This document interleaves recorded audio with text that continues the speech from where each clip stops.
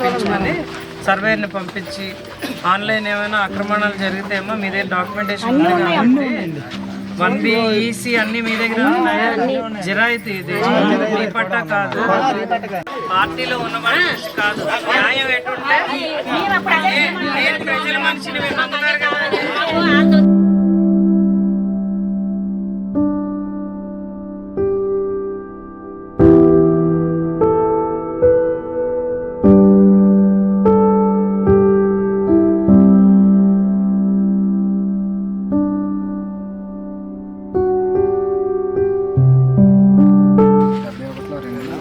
Hello అమ్మా, నమస్తే అమ్మా, సారీ టు డిస్టర్బ్ యూ.